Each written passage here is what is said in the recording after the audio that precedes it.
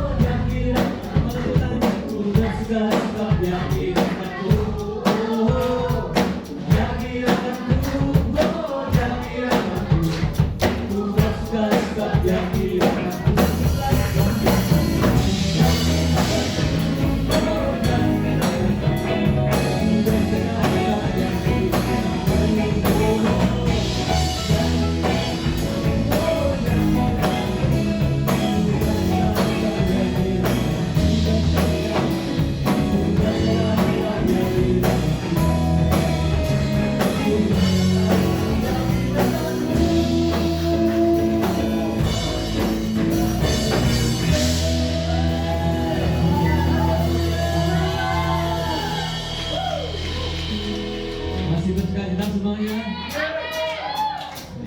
Masih bergembira bagi Tuhan semuanya. Jadi orang yang terus semangat ya.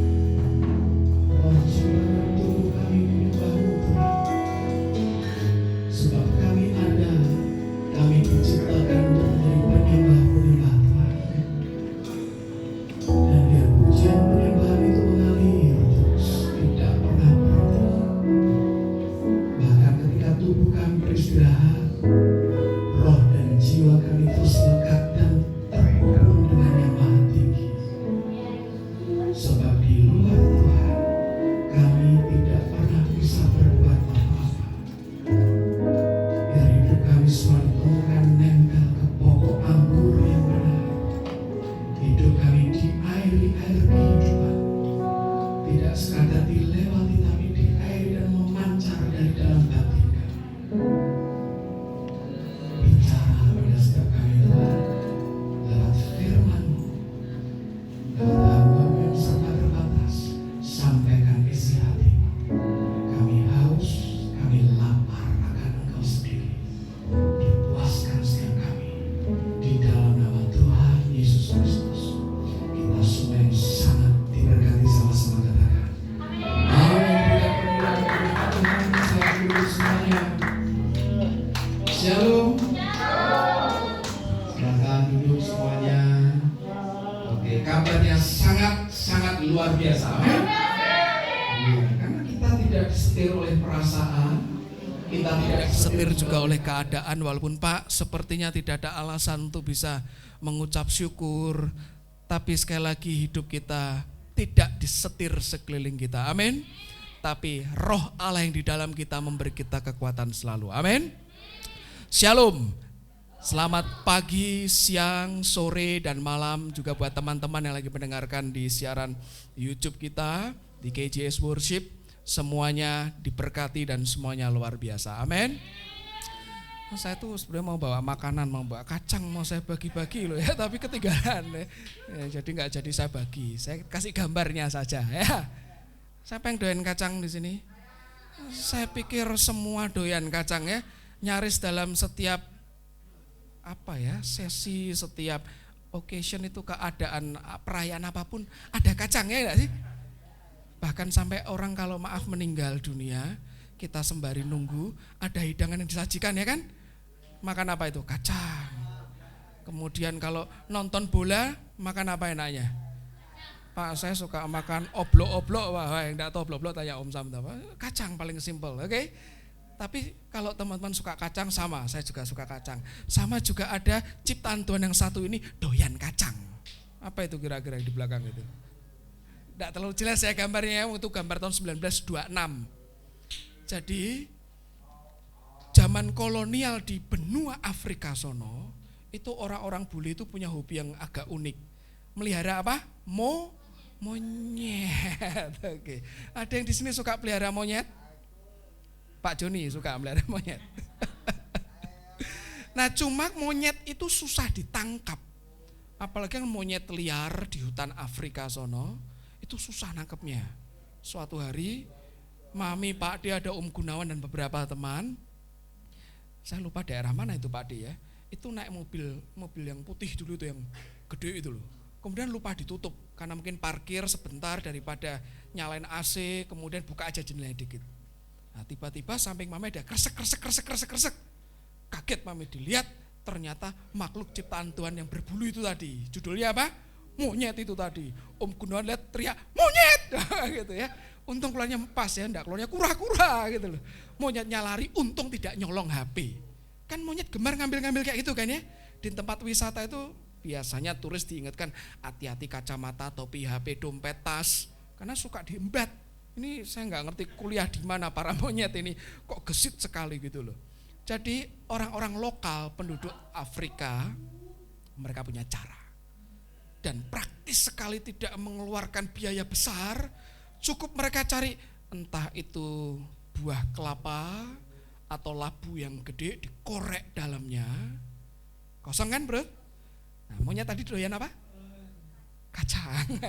Diisi kacang dalamnya. Diisi, diikatkan di pohon. Nah seperti ini, batang pohon. Monyet itu kan penciumannya tajam, lebih tajam dari Tommy. Kalau nyium ada, wah makanan enak di dapur, Tommy langsung datang kayak gitu. Ini monyet lebih tajam. Dia datang, tangannya dimasukkan ke bolongan itu ya, wadahnya tadi. Ada kacangnya kan? Diambil. Nah, sayangnya bolongannya persis dibikin diameter pergelangan tangan si nyemot ini. Maksudnya kan begini, apa ini? Menjumput tangannya, begitu menggenggam, tarik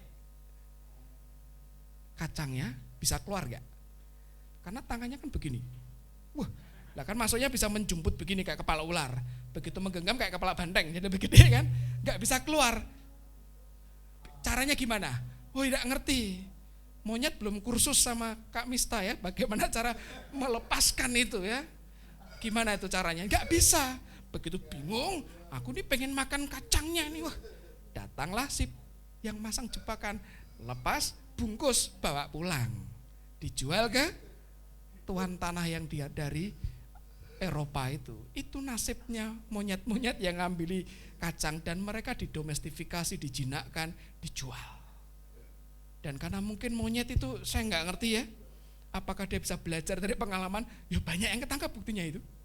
Jadi temannya sudah ketangkap tuh mungkin karena nggak ada koran monyet hari ini. Teman kita Tugiman, maaf yang namanya Tugiman ya, saya ganti aja sih Nyemot gitu ya. Ketangkap, hati-hati ya, ini modus operandi manusia kayak gini. Ya enggak, besoknya ketangkap lagi. Tangannya menggenggam, keluarkan enggak bisa, kejebak. Setelah ditangkap, itu masih mending itu ya, ditangkap. Itu kok di beberapa bangsa itu langsung ditebas kepalanya, potong bagian tengkoraknya, langsung dicedok otaknya, dimakan on the spot. Ada yang enggak gitu. Jadi ini masih beruntung monyetnya tidak dipotong tengkoraknya. Gara-gara dia apa? Ngambil kacang, tidak dilepaskan. Hari ini kita mau belajar seni melepaskan. Nah, biasanya orang belajar seni mendapatkan, kita belajar seni untuk melepaskan. Yuk sama-sama kita buka Alkitab kita. Kita buka kitab Kejadian.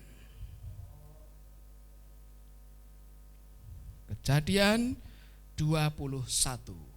Kita mau belajar dengan tokoh legendaris. Bapak legend yang satu ini siapa namanya? Bapak Abraham. Kalau di sekolah minggu ada lagunya enggak sih? Bapak Abraham mempunyai, masih ingat? Banyak sekali apa? Anak-anak, aku anaknya dan kau juga, mari puji Tuhan. Jadi kita semua ini anaknya Bapak Abraham. Pak anaknya sebanyak ini, istrinya berapa Pak? Kita mau lihat ya. Oke, setelah kita buka sama-sama di kitab Kejadian 21. Teman-teman kita akan hari ini bolak-balik ya, antara Kejadian 21 dan Kejadian 22. Nanti jadi mondar-mandir kita bacanya ya. Kita lihat dulu Kejadian 21 ayat ke-14. Judul perikopnya apa? Abraham mengusir Hagar dan Ismail. Oke, kita lihat dulu ya. Siapa itu Hagar dan Ismail? Mungkin enggak terlalu kelihatan, tapi saya bacakan saja. Pohon keluarga Abraham. Bapaknya Pak Abraham masih ingat namanya siapa? Terah. Oke. Terah punya 3 anak, Haran, Nahor, dan Abram. Kita fokus ke Abram saja. Ya.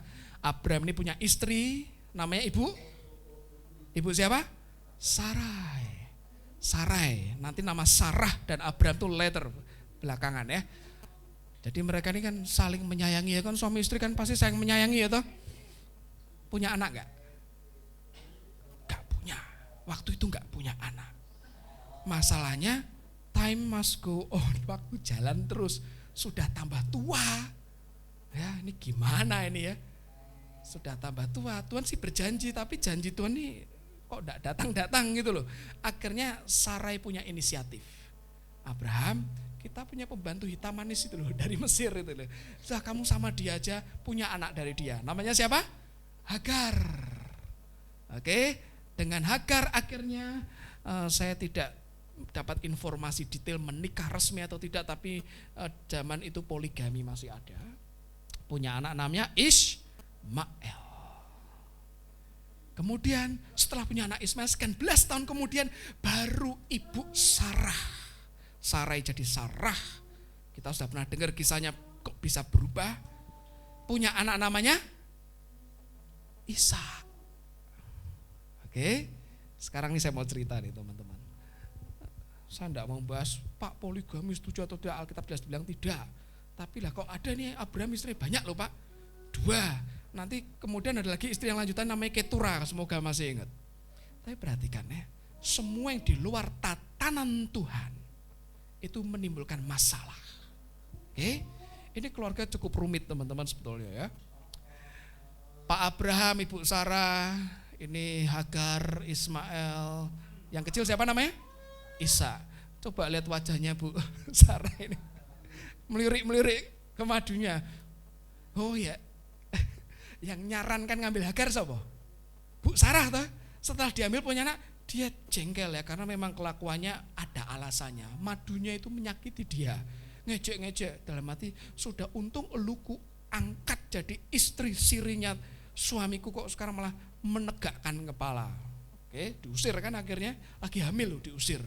Anda bisa bayangin ibu hamil diusir di padang gurun lagi. Itu bisa kena pasal hak asasi manusia, ya kan? Tapi Tuhan suruh balik lagi, mau loh Hagarnya loh.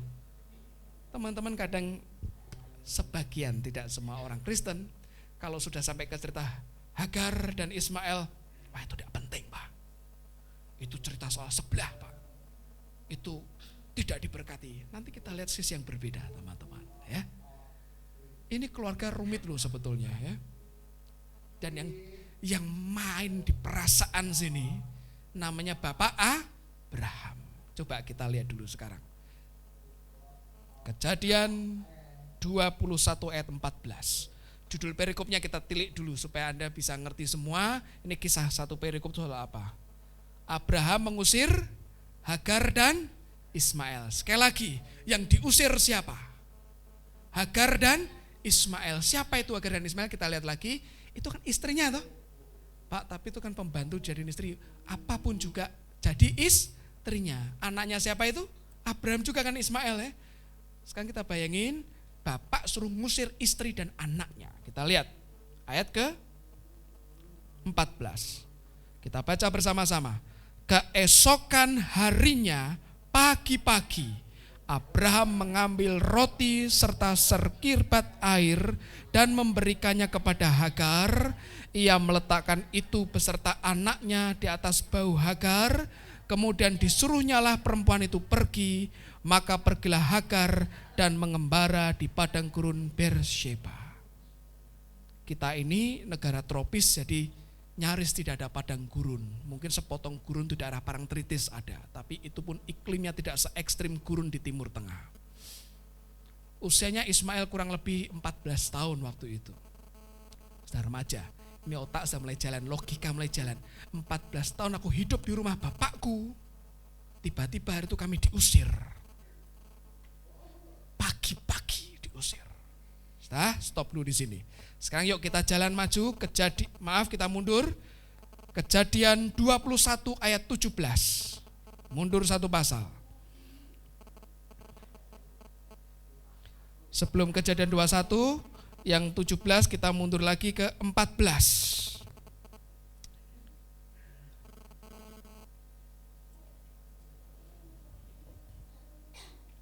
Di 14 tadi perhatikan, keesokan harinya pagi-pagi Abraham mengambil roti ya. Kemudian kita kejadian 22. Yuk teman-teman, kita buka kejadian 22. Ayat yang ketiga. Kejadian 22, judul perikopnya apa? Kepercayaan Abraham diuji. Secara waktu, garis waktu ini kejadian Ismail dan Hagar diusir sudah lewat. Singkat cerita, Abraham punya anak perjanjian. Perhatikan kalimat pertamanya. Keesokan harinya apa? Pagi-pagi. Bangunlah Abraham, ia memasang pelana keledainya dan memanggil 2 orang bujangnya beserta Ishak anaknya. Ia membelah juga kayu untuk korban bakaran itu, lalu berangkatlah ia dan pergi ke tempat yang dikatakan Allah kepadanya. Ngerti ceritanya teman-teman? Itu mau nganter siapa sebetulnya? Ishak untuk jadi korban bakaran. Coba kita lihat nih, ada Alkitab nih, kayak puzzle disusun nanti ketemu. Kejadian 21 ayat 14 bilang keesokan harinya pagi-pagi. Oke, Kejadian 22 ayat 3 keesokan harinya pagi-pagi. Itu dua-duanya teman-teman bayangin, malamnya Abraham dan Abraham ini bergelut luar biasa.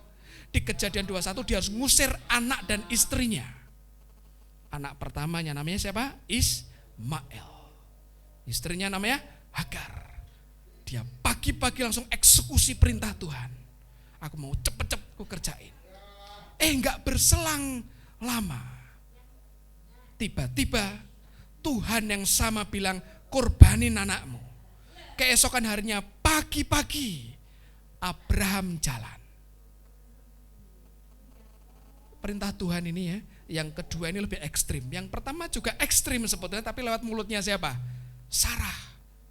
Ya, gara-garanya teman-teman di sini kalau kakak beradik itu bertengkar itu kan biasa ya kan? Ya saya jarang ketemu kakak beradik itu saling menyayangi kayak di dongeng-dongeng. Ada dramanya sedikit mesti bertengkar. Kalau yang laki-laki ya kadang perang-perangan, nanti kesenggol gebuk-gebukan kayak gitu. Perempuan agak dikit jambak-jambaan. Kalau kakak beradik akur-akur tuh masih agak curiga ya kan. Kadang kakak beradik ketemu gede, nah itu kayak gitu loh. Jadi yang terjadi ceritanya seperti ini. Ismail kurang lebih umur 13-14 sekitar itu. Ishak baru lahir, kemudian dia bertumbuh jadi kanak-kanak. Ini kakak beradik ini jaraknya rentangnya jauh. Oke? Alkitab bilang Sarah lihat bermain-main dengan anaknya. Terjemahan lain dikatakan mungkin ngejek-ngejek. Saya bilang teman-teman kalau di dunia ini yang ngejek-ngejek itu kan umum apa enggak? Umum ya? Kamu keriting rambutmu kayak bakmi, wah kayak gitu. Daripada kamu gembrot, wah itu saking membuli itu loh. Body shaming kadang seperti itu loh. Kalau dalam konteks kakak beradik masih cukup wajar. Tapi mungkin Ibu Sarah ini hatinya sudah tidak nyaman dengan Hagar, simbolnya Ismail, ditambah gawat. Anakku ini mesti yang Ishak ini pewaris, ini yang gede ini bisa nyomot. Sudah usir aja. Abraham tidak suka loh dengan itu loh. Nanti teman-teman baca ya, kita nggak punya banyak waktu untuk baca satu persatu.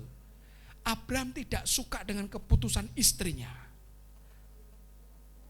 Tapi Tuhan bicara kerjain. Nah ini aneh nih. Kerjain. Malam itu dia bergelut. Sekian belas tahun aku suka dengan anak ini, darah dagingku sendiri. Bagaimanapun Ismail darah daging Abraham. Betul ya? Diusir.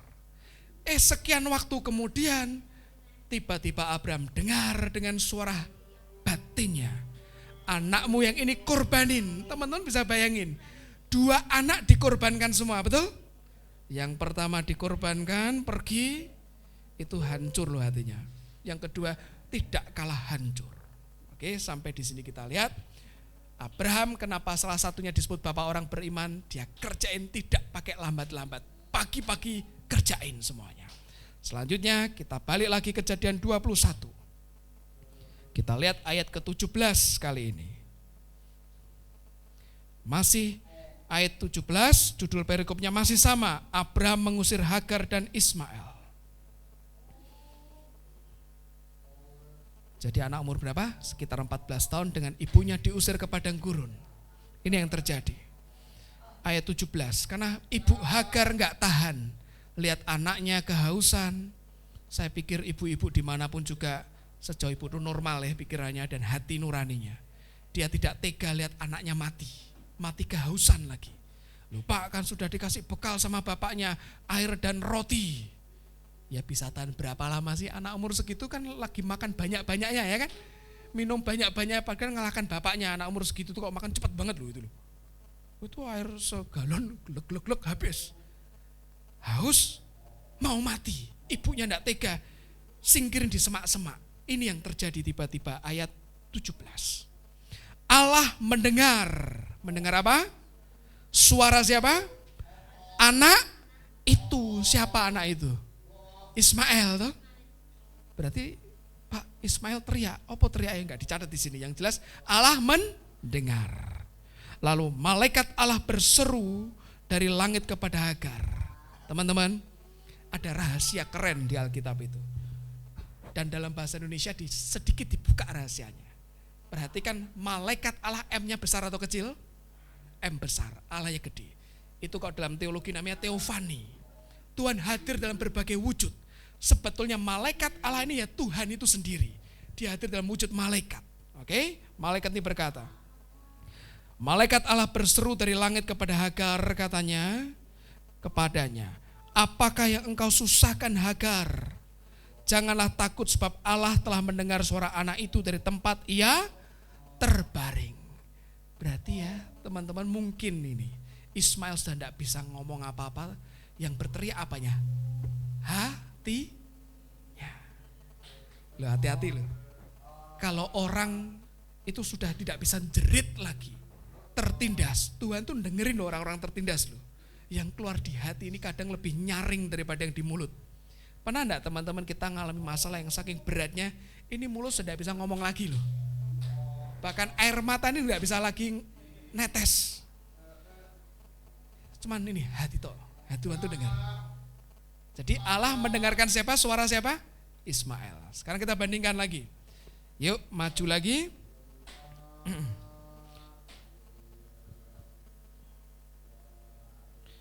Kita ke ayat pasal 22 ayat 11 sampai 12. Kalau tadi Kejadian 21, sekarang di Kejadian 22. Ayat 11 sampai 12 masih di judul yang sama, kepercayaan Abraham diuji. Tetapi berserulah malaikat Tuhan dari langit kepadanya, Abraham, Abraham, sahutnya, ya Tuhan. Lalu ia berfirman, jangan bunuh anak itu dan jangan kau apa-apakan dia. Sebab telah ku ketahui sekarang bahwa engkau takut akan Allah dan engkau tidak segan-segan untuk menyerahkan anakmu yang tunggal kepadaku. Jadi, dua-duanya anak Abraham mati atau tidak? Yang pertama kan diusir. Itu pikiran normalnya orang, waduh, itu kayak aku bunuh anakku nih, padang gurun. Dia berpikir mati-matilah. Yang kedua lebih ekstrim lagi, aku suruh bunuh ini. Akhirnya pertolongan Tuhan turun dengan cara yang tidak terpikirkan, betul? Ketika kita mengerjakan dengan taat apa aja yang Tuhan suruh walaupun tidak masuk logika itu loh. Tiba-tiba pertolongan Tuhan turun dengan cara yang ya tidak terpikirkan juga. Tapi kita nggak bisa play tricks atau kita aku pura-pura serahkan nanti kan dibalikin lagi, enggak loh, hilang tenan malah kayak gitu. Jadi dengan Tuhan itu memang ini modalnya, kalau saya punya istilah transaksinya mata uangnya hati yang tulus di hadapan Tuhan. Oke, sekarang kita lanjut lagi. Kita mundur lagi teman-teman, Kejadian 21 lagi. Kejadian 21 ayat 19 masih di judul yang sama. Abraham mengusir Hagar dan Ismail, lihat ayat 19. Lalu Allah membuka mata Hagar. Kalau tadi Allah mendengar suara siapa? Anak itu. Sekarang yang dibuka matanya siapa? Hagar. Pak, kenapa kok ya mata Hagar? Ya karena bisa jadi Ismail sudah pingsan itu. Hagarnya masih sadar, dia nangis. Atau bahkan mungkin tidak bisa nangis lagi.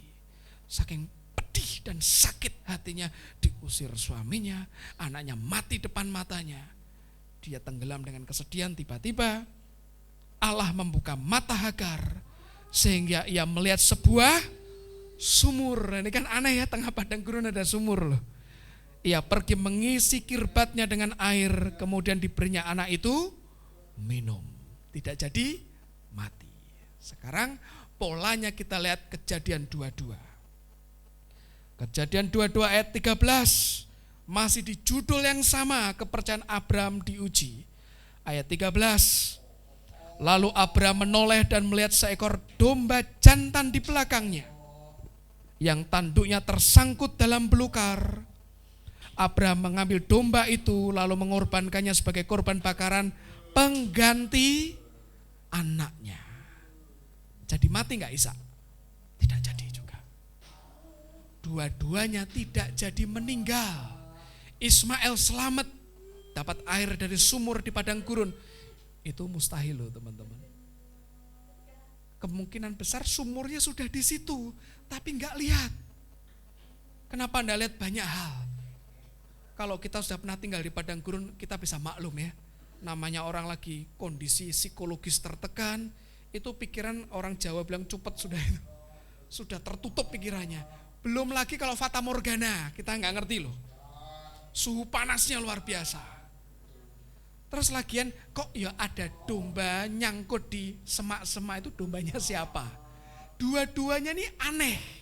Dan Tuhan tuh hobi mengerjakan yang aneh, makanya gelar Tuhan tuh pembuat mujizat. Tapi itu tidak akan terjadi kalau malam harinya Abraham memutuskan, enggak, Ismail tetap di sini. Tidak, Ishak tidak akan aku serahkan. Kejadian itu tidak akan terjadi. Yang terakhir kita lihat titik temu keempat. Mundur lagi di Kejadian 21. Nah ini yang orang suka, oke? Kejadian 21 ayat 18. Judulnya tidak berubah, Abraham mengusir Hagar dan Ismail. Ayat 18 pasal 21. Bangunlah, angkatlah anak itu dan bimbinglah dia. Sebab aku akan membuat dia menjadi bangsa yang besar. Ini bicara kepada siapa nih? Hagar kan? Anaknya Hagar siapa namanya? Ismail. Tuhan ngasih janji ini keren banget janjinya. Bangsa yang besar. Kelak nanti kita ngerti dari Ismail nanti turun salah satunya keturunan 12 keturunan salah satunya orang-orang Arab itu. Jadi bukan langsung Arab, tidak. Karena kalau Arab langsung Yoktan. Nanti di pelajaran lanjutan kita belajar. Tapi kita lihat Tuhan memberkati dia jadi bangsa yang besar. Teman-teman nanti hati-hati, kita lihat ada satu missing link yang bahaya. Terus kita maju lagi. Kejadian 22 ayat 17. Hal yang sama terjadi juga pada adiknya. Ayat 17 pasal 22. Maka aku akan memberkati engkau berlimpah-limpah dan membuat keturunanmu sangat banyak seperti bintang di langit dan seperti pasir di tepi laut, dan keturunanmu itu akan menduduki kota-kota musuhnya. Ini bicara blessing ke Abraham, keturunannya siapa yang dihitung sebagai anak perjanjian? Ishak. Lupa anak satu kok terus jadi sampai miliaran. Ya makanya ada lagu sekolah minggu tadi. Bapak Abraham mempunyai banyak sekali anak-anak. Itu nanti ada garis yang kita bisa telusuri. Sekarang ini kita lihat, ini missing link yang bahaya kayak gini. Hari itu Abraham mesti lihat kurang lebih kondisi di lukisan kayak gini. Ini lukisan seniman ya. Abraham yang gak ditunjukin saking sedihnya dia. Ini Bu Sarah bawa Ishak. Perhatikan wajah Ishak ini sedih loh. Bagaimanapun dia abangku, ini engkohku ini, abangku masku nih. Anak segini mungkin tidak terlalu ngerti banyak. Yang dia ngerti kemarin masih bertengkar, habis itu mainan bersama lagi, bertengkar lagi, mainan bersama, makan bareng, naik onta bersama. Pagi-pagi abangku sudah harus pergi dengan tante Hagar. Wajah mereka mendung semua. Wajah Mas Ismail agak marah. Wajar tuh? Umur 14 tahunan loh teman-teman. Masih orang, kalau anak muda itu kan istilahnya darahnya mendidih, ya kan? Mana solo, iya Pak ya. Ketemu nang padang gurun, balang pasir, kayak gitu deh. Kayak gini. Yang ini namanya siapa tadi masih ingat? Ismail. Teman-teman, yang ngasih nama Ismail itu Tuhan sendiri, nanti baca. Beri dia Ismail, nama Ismail. Ismail kalau saya boleh bilang, itu salah satu orang yang orang Kristen tidak mau pakai nama baptis Ismail, ya enggak? Pernah ketemu orang Kristen namanya Ismail? Setahu saya di Indonesia ini ada satu tokoh yang saya hormati, dia penulis terkenal, dosen hebat, namanya Bapak Dr. Andar Ismail. Dia pernah tanya, Pak kok pakai nama Ismail, itu kan nama saudara sepupu kita. Loh Anda tuh gak ngerti nama Ismail itu artinya apa. Nama Ismail itu yang ngasih Tuhan sendiri. Alkitab itu tidak sering-sering menulis atau menunjukkan Tuhan langsung ngasih nama ke manusia. Ismail itu arti namanya adalah God listens, atau Tuhan mendengar. Makanya tadi di padang gurun Tuhan mendengar seruan anak itu. Loh teman-teman, makanya kalau kita ngerti arti nama kita, doakan nama ini digenapi. Saya pikir semua kita punya nama yang bagus-bagus ya kan? Bagus lah namanya ya. Esther itu namanya artinya bintang. Wah ya kan? Bintang apa ya? Pokoknya bukan bintang 7 obat pusing gitu. Ya kan? Kalau kita, karena nama adalah doa ya kan? Ada lagi orang namanya Bejo, itu seumur hidupnya itu Bejo terus. Apalagi kalau triple blessingnya Bejo cuan untung, wah itu untungnya rangkap 3 itu kayak gitu. Nama Ismail itu artinya God listens. Sebetulnya lengkapnya adalah Tuhan yang akan mendengar. Nah ini agak beda dengan bahasa Indonesia. Kalau bahasa Indonesia nama itu cenderung kata benda atau nomina. Contohnya apa? Ya itu tadi Esther itu kan kata benda tuh, bintang. Tapi kalau dalam bahasa Ibrani agak mirip dengan bahasa Indian Sioux. Kalau teman-teman pernah nonton film klasik judulnya Dancing with the Wolves, pernah dengar gak? Itu kan nama orang gitu. Artinya apa? Berdansa dengan serigala. Loh, jeneng wong kok berdansa dengan serigala? Ya. Jadi orang Indian Sioux khususnya yang di Amerika Utara itu kalau ngasih nama anaknya sesuai dengan kondisi yang lagi terjadi. Misalnya Guntur menyambar-nyambar. Nah, kasih nama anakku Guntur menyambar-nyambar kayak gitu loh. Atau surah batu gemblundung lah, terus batu gemblundung kayak gitu. Nah, orang Ibrani kurang lebih kayak gitu. Dikasih nama Allah yang akan mendengar atau God listens. Jadi arti katanya itu kalau diterjemahkan tidak cuman satu kata. Mirip dengan adiknya. Siapa nama adiknya? Isya. Artinya apa Isya itu? Dia tertawa. Apa bahasa Jawanya? Dek nenek guyu. Nah, gitu. Bisa pengen Om Topo nanti punya anak lagi dikasih nama Dek nenek guyu. Loh, Om Topo ini nama anak apa? Ya itu Pak Fandi. Pas pokoknya istriku melahirkan, dia ketawa bayinya. Kita kasih nama Dek Neneng Guyu Prasetyo, kan ada Prasetyo ya. Bisa bayangkan ya. Nah, hari itu Abraham itu ngasih nama anaknya seperti itu. Dan sekali lagi nama itu doa. Benar. Ismail itu kan dikasihi loh. Dan kita ini kan berpikir karena gini, sejarahnya saya sedikit aja kasih sejarahnya. Kekristenan di Indonesia itu banyak terpengaruh kekristenan barat. Padahal kekristenan itu lahir di timur. Oke? Sehingga banyak ajaran barat dimasukkan. Dibikin semacam-macam ada pandangan Ismail dan Ishak musuhan. Padahal enggak loh. Dikatakan ketika Abraham wafat, Ismail dan Ishak bersama-sama memakamkan bapaknya. Betul? Itu kalau enggak akur enggak akan memakamkan, apalagi tradisi Ibrani kuno itu kalau enggak akur ketemu aja enggak mau. Itu sampai memakamkan bersama. Mereka itu baik, hubungannya oke. Ya, sehingga ketika Ishak lihat kakaknya diusir, dia mikir, sedih loh dia loh. Makanya gini teman-teman, ini dalam dunia psikologi itu ada yang namanya proyeksi. Apa itu proyeksi? Proyeksi itu kayak dipancarkan, kayak ini kan gambar proyeksi nih sebetulnya. Kalau kita tutupi ini ya gelap semua. Jadi misalnya begini. Oh, saya ini cita-cita pengen jadi astronot, tapi enggak kesampaian. Ya sudah, aku tak punya anak, anakku tak paksa jadi astronot. Ya kan? Sayangnya Deliru dan Oli kacamataan semua tidak bisa jadi astronot. Saya juga tidak mau punya anak baru, anak Om Topo yang baru aja kita paksa jadi astronot. Pernah kan ada kasus gitu? Kamu harus jadi astronot. Oh, bapakmu dulu nyaris loh. Nyaris apa Pak? Nonton di TV jadi astronot. Terus dipaksa tak biaya pokoknya jadi astronot. Karena dia tidak bisa akhirnya diproyeksikan ke yang lain. Sebetulnya hari itu Ishak itu dia ngefans dengan kakaknya loh. Kakaknya umur segitu belasan tahun sudah hobi berburu kan kemana-mana kan. Zaman itu nggak ada mall ya, Shopee, Tokopedia, lupakan itu semua. Berburu pengen makan rusa bakar ya oke berburu dewe, nggak bisa pesen Gojek itu nggak ada. Berburu kekar mesti badannya. Dia ngefans ya. Apalagi masih kecil nih Ishak nih. Kakaknya pergi hilang, balik itu sudah gede. Sehingga terproyeksi ke anaknya. Dia punya dua anak, siapa namanya? Esau dan Yakub.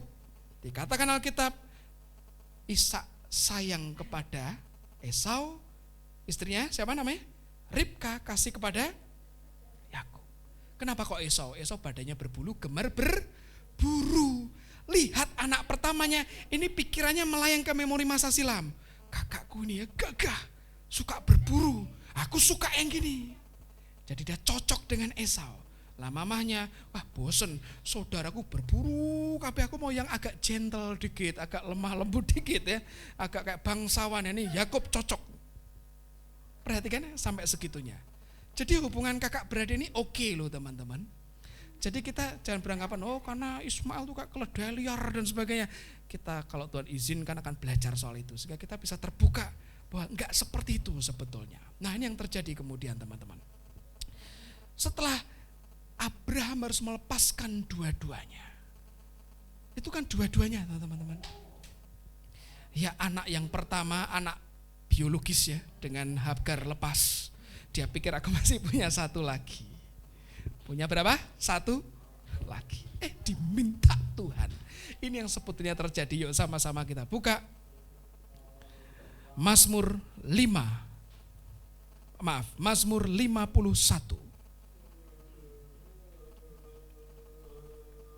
Mazmur 51 ini sebetulnya bagian dari pengakuan doa pengakuan dosanya Daud karena habis berzinah dengan Batsheba, dibongkar sama Nabi Nathan, dia bertobat. Ada banyak orang dibongkar dosanya malah ngeyel, lebih galak daripada yang negur dia, ya kan? Tapi ini dia raja rendah hati. Dan Tuhan tuh ngitung itu, ya. Ingat posisinya ini Daud sebagai raja ya, bukan sebagai gembala. Orang itu kan diukur kerendah hatiannya ketika di posisi puncak. Kalau ya memang maaf tukang sapu jalan ditegur sama Pak polisi ya nggih Pak. Coba kalau yang ditegur itu seorang presiden, tinggal sentil aja hilang. Hari itu kurang lebih posisinya Daud itu di posisi tinggi, ya Nabi juga tinggi juga, tapi tetap bisa digeser secara politik. Tapi respons Daud, dia minta ampun di hadapan Tuhan. Perhatikan ayat 18. Sebab engkau tidak berkenan kepada korban sembelihan. Sekiranya ku persembahkan korban bakaran, engkau tidak menyukainya. Korban sembelihan kepada Allah ialah jiwa yang hancur, hati yang patah dan remuk, tidak akan kau pandang hina, ya Allah. Ada lagunya kan? Tak kau pandang hina hati yang hancur. Betul? Hati yang hancur itu bahasa Ibrani ini. Nisbarah.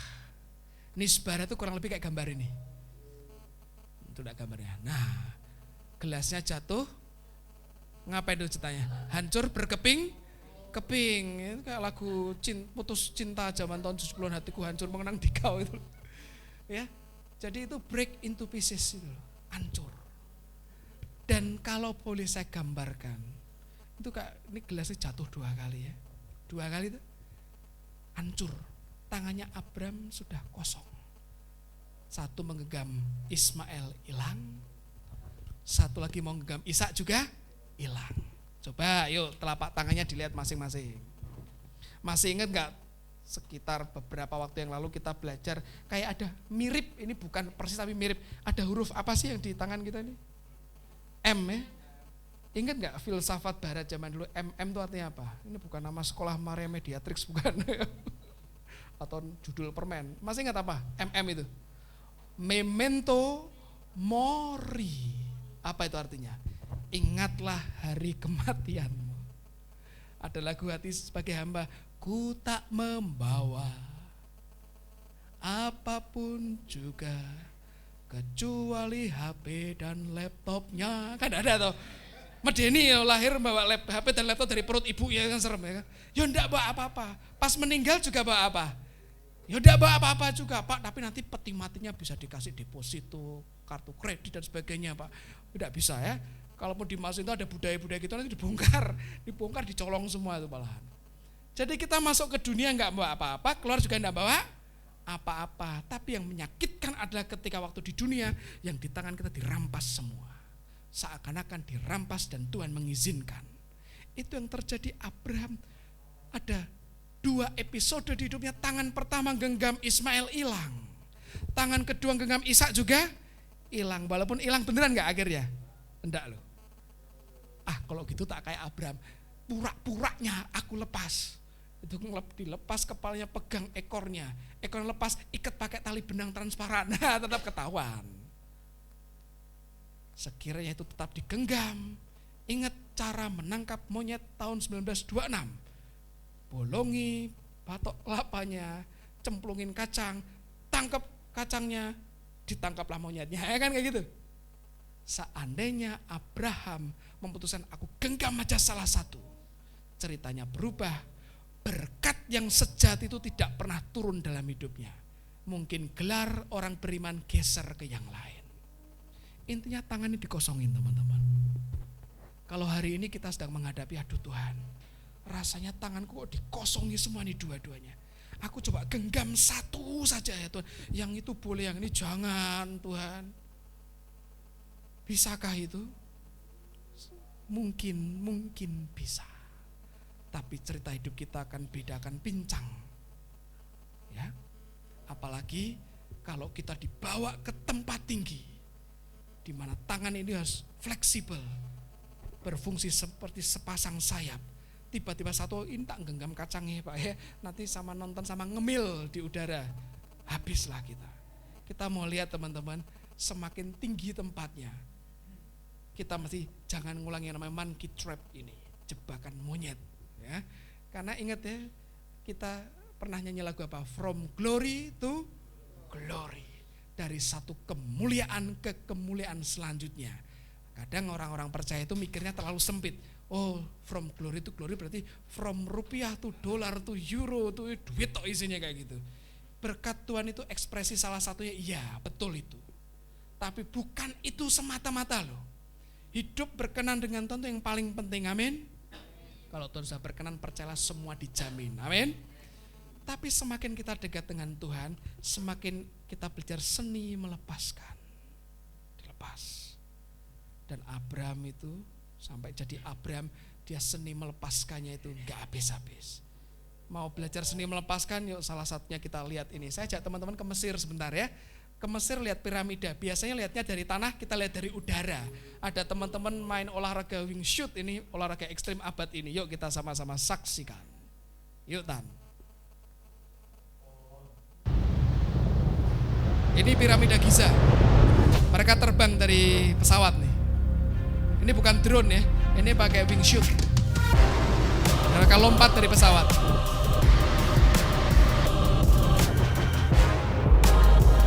Nah ini pakai yang namanya wing shoot.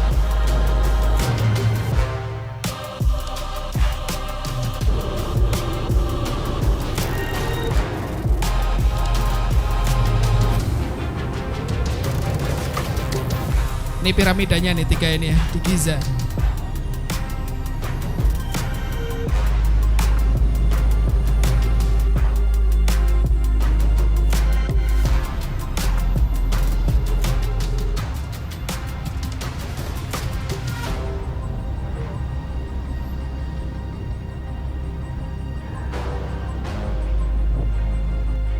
Mereka lewat atas puncaknya.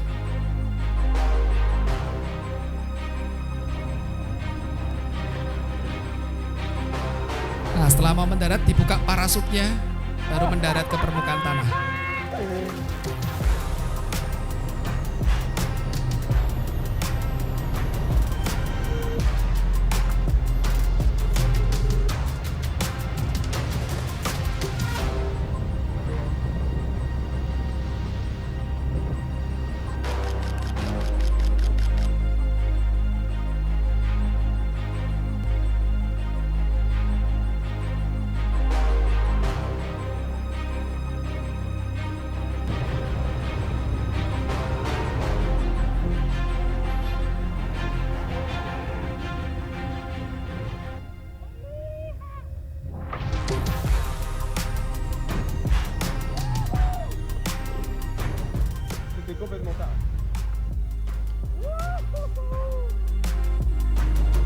Ya, akhirnya mereka berhasil mendarat. Ada yang mau nyoba enggak, teman-teman? Seru ya kelihatannya ya. Asal diingat saja itu kecepatannya jatuh dari atas ke bawah itu 200 km per jam. Itu lebih cepat dari batu dilempar dari lantai 3 sampai ke 1 itu teman-teman ya. Maka direkomendasikan harus latihan minimal bisa jadi penerjun payung dulu yang profesional, baru latihan kurang lebih 2000 jam terbang dulu. Baru bisa kayak gitu. Tapi ada caranya, ada ilmu fisikanya. Nggak akan saya jelasin, bukan ruang kuliah ini. Tapi yang jelas teman-teman, ada gerakan-gerakan tertentu yang harus dibikin. Naik turun sudutnya itu dihitung semua. Dalam olahraga ini kan olahraga ekstrim abad ini teman-teman. Nah, perhatikan tangan mereka genggam apa itu? Tadi. Dua-duanya. Nggak ada loh, tidak genggam apa-apa loh. Harus kosong. Karena nanti begitu sudah akan mendarat itu kan dibuka parasutnya, sama mendarat diangkat ininya. Coba kalau tadi, aku tak sama genggam kacang, sini berondong jagung, kayak gitu. Di piramid sama ngemil ya kan, atau sama nasi kucingan enak nih ya, makan di atas piramid Giza. Ya habis. Karena saya tidak pernah, dan saya pikir saya nggak perlu mempertaruhkan nyawa untuk kayak gitu, karena saya naik lantai berapa saja keringetan semua kayak gitu loh ya. Itu lompat itu taruhannya nyawa at that moment loh, langsung mati ya mati. Jeduk. Dah tewas langsung. Sehingga kan kita mungkin terinspirasi, wah keren sekali ya, itu latihannya ribuan jam loh itu teman-teman. Kelihatannya kayak mengarungi angkasa gitu ya. Itu sudah mereka expert ahli di bidangnya. Sama kita berpikir, Tuhan apa aku bisa jadi kayak Abraham. Kita tidak dipanggil seperti Abraham, setiap orang punya panggilan masing-masing. Tapi setiap kita punya panggilan mengalami Tuhan from glory to glory. Ya, wah, seru ketemu piramid Giza, rebutan dari bawah mau foto. Ketika kami pernah ke sana itu, mau foto aja sukarnya minta ampun, saya nonton aja enggak usah foto gitu loh. Tapi coba kalau dari atas, siapa yang mau foto dari atas? Enggak ada kan? Itu semua pemandangan milik kita loh teman-teman. Ya tapi resikonya Anda berani lompat dari atas. Nah, kalau kita menikmati berkat Tuhan yang limpah bahkan tanpa batas, berani ambil risiko dengan main dalam tanda kutip petualangan iman dengan Tuhan enggak? Dan tidak setiap orang berani ngambil. Makanya di dunia hanya ada satu kan, Abraham bapak orang beriman. Dikosongin tangan kita. Ketika tidak ada yang kita genggam erat-erat lagi, repot. Tapi kalau kita masih seperti balonku ada 5, agak repot. Tahu lagu balonku ada 5 kan? Balonku ada 5, lupa-lupa warnanya. Ada apa aja warnanya itu? Hijau, kuning, kelabu, ya kan, merah muda dan biru. Karena ada versi yang merah muda, merah, hijau, kuning, kelabu gitu loh. Waktu meletus balon hijau, hatiku sangat kacau. Balonku tinggal 4, ku pegang erat-erat. Manusia kan gitu, manusiawi ya. Hilang 1, ini sisanya genggam erat-erat. Kacau lagi hatiku. Ketika Hagar dan Ismail hilang, tinggallah Sarah dan juga Ishak, genggam erat-erat. Apalagi Ishak ini nunggunya nih 100 tahun ini. Sudah dipegang erat-erat, Tuhan minta korbankan anakmu. Itu pergumulan tidak mudah, tapi Alkitab menulis keesokan harinya pagi-pagi langsung dieksekusi ini perintah Tuhan. Dia pikir tanganku aku kosongin, habis-habislah, yang penting aku percaya penuh kepada Tuhan. Sebelum kita terima tubuh dan darah Kristus, yuk sama-sama kita baca Yakobus 4 ayat 8. Tangan selalu berbicara dengan apa yang kita kerjakan seumur hidup kita, sepanjang waktu kita. Yakobus 4 ayat 8, judul perikopnya hawa nafsu dan persahabatan dengan dunia. Penulis kitab ini lagi ngomong hati-hati dengan yang namanya hawa nafsu dan persahabatan. Bukan pertemanan ya, tapi persahabatan. Kalau persahabatan itu levelnya lebih dalam, kita ngikat dengan dunia. Ayat 8, mendekatlah kepada Allah dan Ia akan mendekat kepadamu. Tahirkanlah tanganmu, hai kamu orang-orang berdosa, dan sucikanlah hatimu, hai kamu yang mendua hati. Jadi tangan ini bisa berlumur kesalahan dan dosa, ya betul, karena kita gak ada yang kudus. Tanpa Tuhan gak bisa. Tapi kalau kita sudah ngerti kebenaran dan tetap melakukan yang salah, ini bermasalah. Dan kalau tangan sudah berlumur kesalahan, itu kayak magnet ini, narik sesamanya. Gampang berbuat kejahatan, gampang dan tidak merasa bersalah. Tiap kita mau terima perjamuan, kita diingatkan, yuk datang, bereskan yang di hati ini. Sehingga itu perjamuan tidak jadi kutuk, tapi jadi berkat. Sebelum kita sama-sama terima tubuh dan darah Kristus, teman-teman, kosongkan tangan kita. Jangan ada yang kita genggam di dunia ini. Sekali lagi, kita pulang ke surga nanti tidak bawa apa-apa, betul? Bahkan kalaupun kita pede nyanyi hati hamba, well, hati hamba pun yang ngasih siapa sebetulnya? Tuhan juga. Bukan karena usaha kita. Nanti kalau usaha, nanti akan ada seminar bagaimana punya hati hamba. Rumusnya A, B, C, D sama dengan D. Ini ternyata tidak. Itu pun anugerah. Biarkan tangan kita kosong. Kalau kita lagi digelitikin hatinya, nak yang ini belum kamu serahkan. Alkitab berkata kalau hari ini dengar suara Tuhan, jangan keraskan hatimu. Terakhir, suatu hari saya tutup dengan kisah, siapa yang tahu Mr. Bean di sini ya? Mr. Bean tahu ya, saya tidak mau setelahnya ketawa semua di sini ya. Suatu hari Mr. Bean ini ke rumah sakit. Kenapa dia ke rumah sakit? Konyol, tapi itu pernah terjadi. Tangannya dia masuk ke ceret, tahu ceret ya? Kayak teko itu. Nyemplung tidak bisa dikeluarkan. Ini bukan karena ngambil kacang kayak nyemot tadi, enggak tahu, enggak keluar dia tuh. Akhirnya dia masuk ke rumah sakit, dia pakai satu tangannya untuk ngambil. Dah, singkat cerita, biasa kan Mr. Bean kan tengil orangnya kan, iseng sana sini akhirnya Karena dia dapat nomor antrean tuh banyak, dia ngakalin. Dia mau tuker ke temennya itu. Bukan temennya, ada orang sakit juga lebih parah. Dikerjain, tapi singkat cerita dia kena batunya. Malah dia kena punishment, dia harus ngambil, narik lagi nomor antrian. Ditarik, lah kok nomornya lebih banyak lagi. Dia marah, dengan tangan satunya cemplung ke tong sampah. Cemplungin, dia tidak puas. Dimasuk lagi, blung, rasain. Begitu mau tarik, gantian tangannya juga kena tong sampah. Dua-duanya kena ini. Satu ceret, satu tong sampah. Jadi dia ngantri lagi ratusan nomor di belakang itu. Jadi ketika satu masalah ini tangan nggak mau ngelepas. Seringkali kalau kita malah ngamuk sendiri, cari cara sendiri, dua-duanya malah tambah terbelit. Saya berdoa tidak ada kayak Mr. Bean yang tangannya satu kecemplung di ceret, satu kecemplung di tong sampah. Amin. Tapi kosongkan tangan kita, Tuhan berkati dengan cara yang ajaib. Amin. Yuk tutup Alkitab, kita sama-sama berdoa. Kita siapkan hati terima tubuh dan darah Kristus. Teman-teman pemusik, kita melayani saudara-saudari kita. Nanti yang bertugas melayani meja perjamuan boleh mempersiapkan diri. Yuk kita berdoa. Terima kasih Tuhan. Buat benih kebenaran itu biar masuk dalam tanah batin kami, tumbuh sehat, tumbuh kuat dan berbuah. Ini hidup kami, tidak ada apapun yang kami pegang selain Engkau sendiri Tuhan. Bahkan dunia pun tidak bisa kami andalkan selain Engkau saja Tuhan. Biar kami lepaskan semua yang mengikat hidup kami. Yang kami mau asalkan Engkau suka. Asalkan Tuhan berkenan. Terima kasih Tuhan. Yuk semuanya sama-sama berdoa. Goya rabashata kaya rabashika.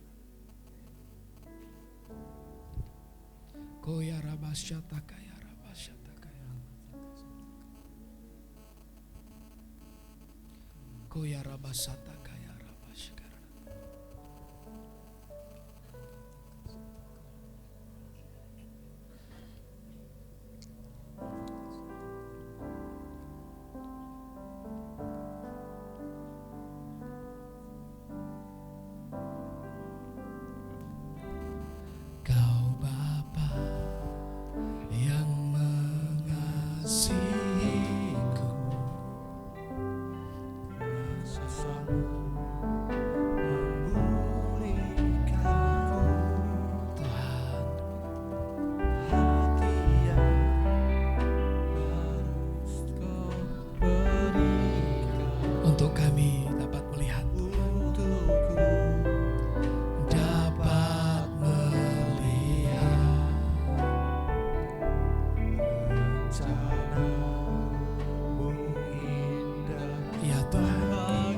Rencana-Mu selalu indah bagi kami. Kau ada di setiap jalanku, Ya Tuhan, hatiku haus dan lapar. biar ini yang keluar dari hidup kami. Engkau segalanya dalam hidup kami. Kaulah segalanya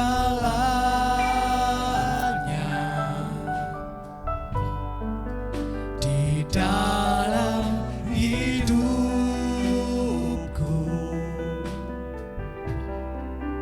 Kerajaan-Mu, kebenaran-Mu, itu bagianku.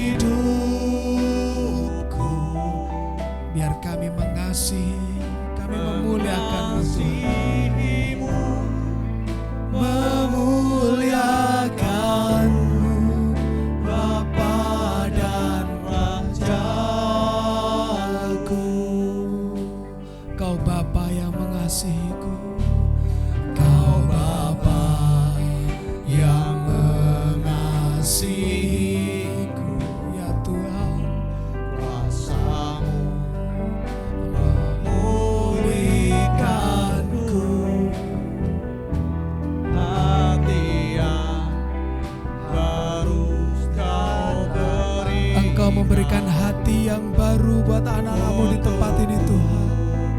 dapat melihat Ya Tuhan, rencana-Mu indah bagiku. Kau ada di setiap jalanku. yes Lord, hatiku haus dan lapar akan Kami mau nyatakan Kaulah segalanya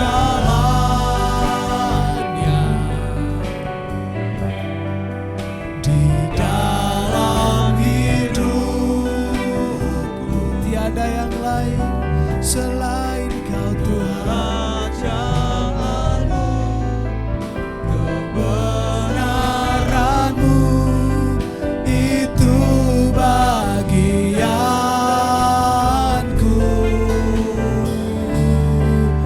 Kaulah yang ku pandang selama hidupku.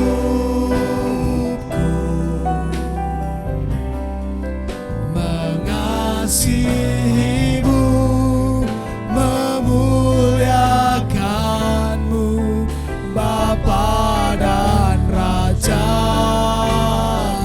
Kaulah segalanya, hanya Kau Tuhan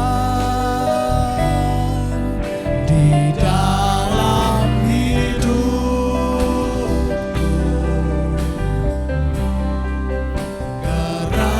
Kerajaanmu, kebenaranmu itu bagianku. Hanya Engkau yang ku pandang. selama hidupku.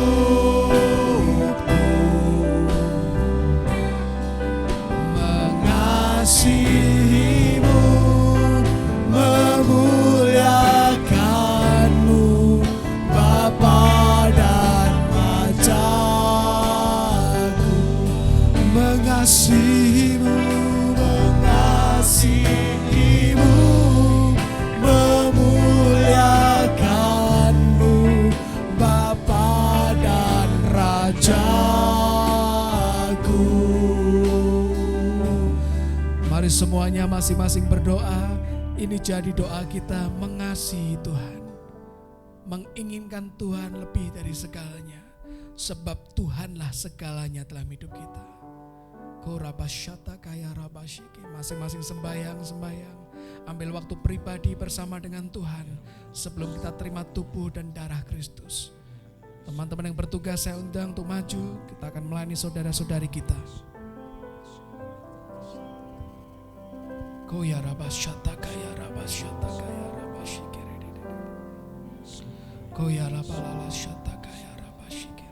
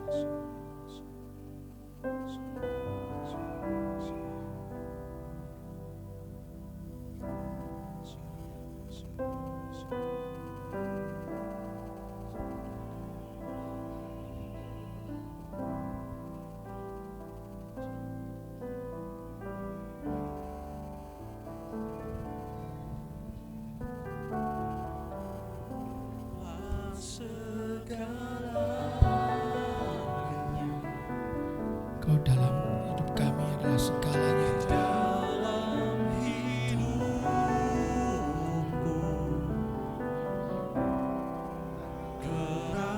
kerajaan-Mu, kebenaran-Mu, itu bagianku.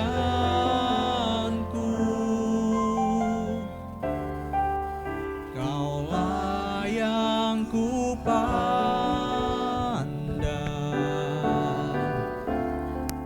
selama hidupku,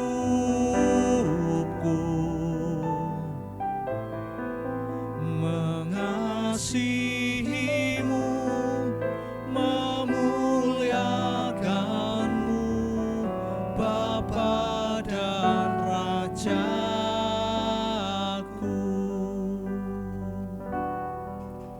Mengasihi-Mu, memuliakan-Mu, Bapa dan Rajaku. Apakah ada yang belum dapat hosti dan anggur? Sudah. Yang belum boleh angkat tangan? Baik, sudah semua ya.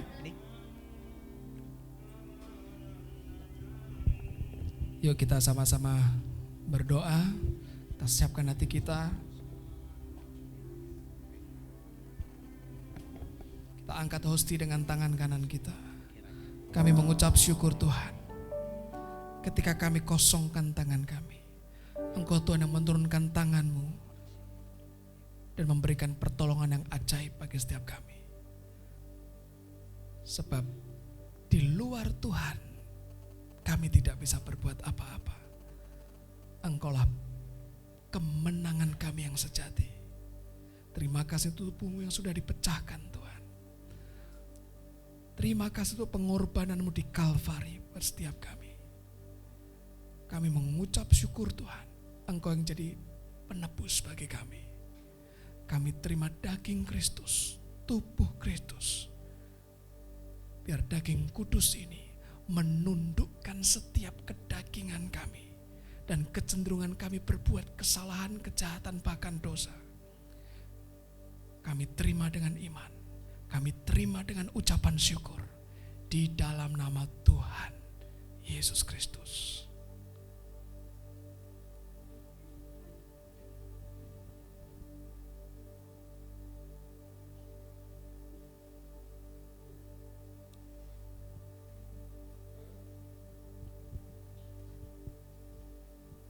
Dengan perlahan dibuka untuk tutup cupnya. Sebagaimana firman-Mu menuliskan bahwa kehidupan ada di dalam darah. Dan darah anak domba Allah ini dibawa masuk ke ruang Maha Kudus. Membuka tirai antara Maha Kudus dan Kudus. Sehingga ketika kami terima darah-Mu ini Tuhan, akses penuh datang kepada Tuhan sudah dinyatakan dalam hidup kami. Terima kasih buat setiap pengorbanan tetes darah Yesus atas hidup kami. Yang membuat kami tidak harus lagi hidup dalam dosa. Tapi kami dimerdekakan. Kami terima kehidupan sejati ini. Kami mengucap syukur dan dengan iman. Kami terima darah Kristus dalam nama Tuhan Yesus Kristus.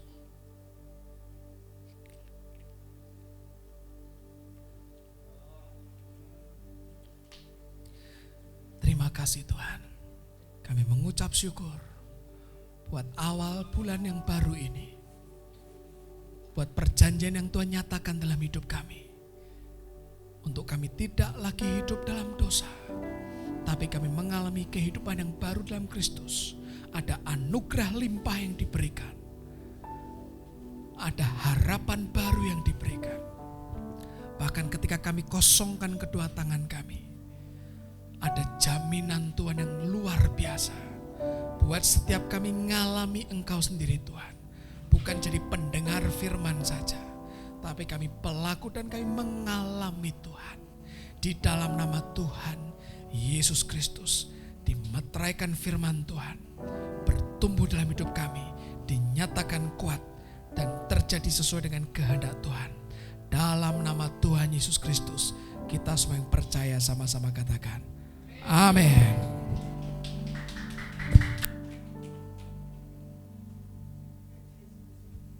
Baik, selamat pagi, siang, sore, malam bagi teman-teman yang menonton ibadah kami lewat YouTube. Terima kasih udah subscribe, like, maupun komen. Semoga tetap jadi berkat buat teman-teman semuanya. Oke, kita akan bangkit berdiri, kita akan akhiri ibadah hari ini.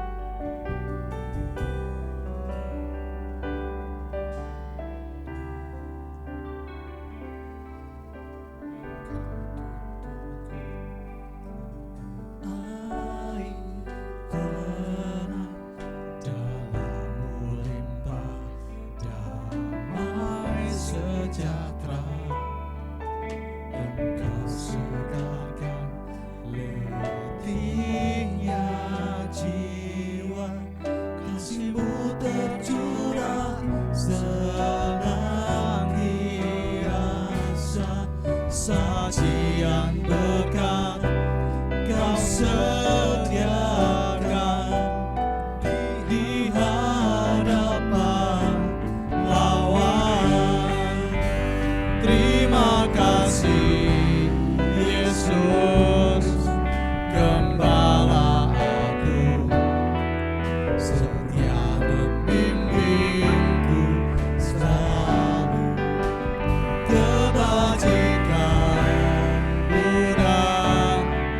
Kemurahan-Mu naungiku sepanjang hayatku. Terima kasih Yesus, Gembala aku, setia membimbingku selalu. Kebajikan-Mu dan kemurahan-Mu naungiku sepanjang hayatku. Terima kasih Yesus, Gembala aku, setia membimbingku selalu. Kebajikan-Mu dan kemurahan-Mu naungiku sepanjang hayatku. Naungiku sepanjang hayatku. Naungiku sepanjang hayatku.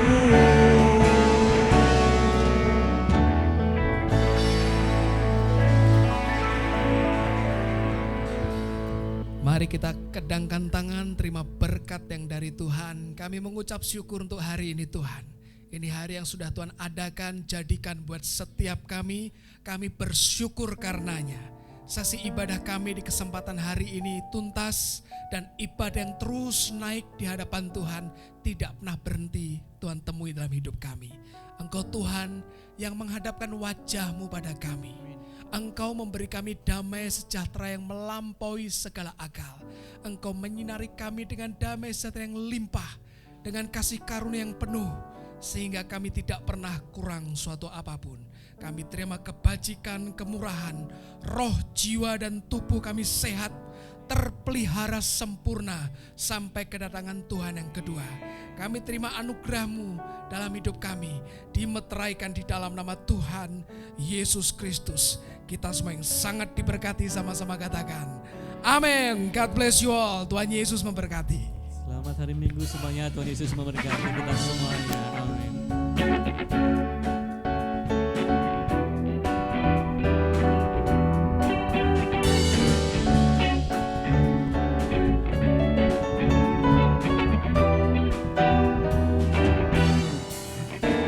Masuki gerbangnya dengan hati bersyukur, halamannya dengan pujian. Kataku hari ini harinya Tuhan, ku bersuka sebab Dia dirahmati. Ku masuki gerbangnya dengan hati bersyukur,